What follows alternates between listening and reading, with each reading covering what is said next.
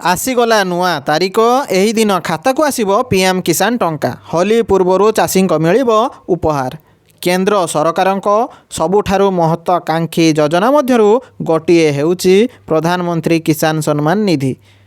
सारा देशर लक्ष लक्ष चाषीଙ୍କ ମଧ୍ୟରେ उत्साह सृष्टि କରିଛି। वर्षକୁ 3 थर प्रदान करा जाउथुबा 2000 टंकार आर्थिक सहायता केवल क्षुद्र चाष खर्च को भरणा करे नाही बरं चाषी मानक पई एक गुरुत्वपूर्ण सहायता भावरे मध्य कार्य करे। एही योजना अधीन रे एपर्यंत 21 किस्ती बंटन करा जायछि एवं समस्तक नजर एबे 22तम किस्ती उपरे। शेष किस्ती 19 नवेम्बर 2025 रे प्रकाशित होइथिबारु परवर्ती किस्ती पई समय एबे निकटतर। होली पूर्वरु चाषी मानकु बड़ उपहार। मीडिया रिपोर्ट अनुसार होली पर्व पूर्वरु सरकार चाषी मानकु एही उपहार देवाकू प्रस्तुति करुछंती।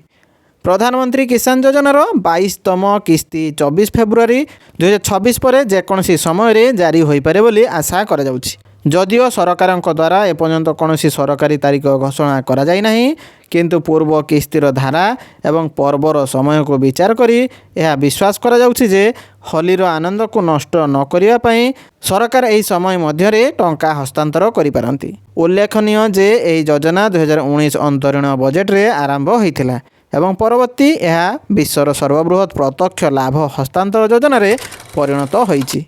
केउ चाषी माने 4000 टंका पाइबे।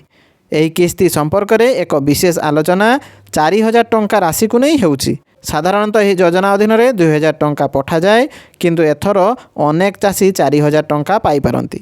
यह बोनस नुहे बरं सही चाषी पई एक अधिकार जार पूर्व किस्ती यांत्रिक कारण किंबा असंपूर्ण कागजपत्र जगू विलंब होइथिला। योग्य चाषी जो माने 21तम किस्ती वंचित होइचंती एवं एबे सेमानकर समस्यार समाधान करिचंती सेमाने पूर्व एवं वर्तमान किस्ती मिलित भाव में दे पारिबे। यार अर्थ हेउची 4000 सीधा सड़क सेमानक अकाउंट को स्थानांतरित हेबो। तेबे अन्य चाषी माने साधारण भाव में 2000 टंका पाइबे। धन्यवाद।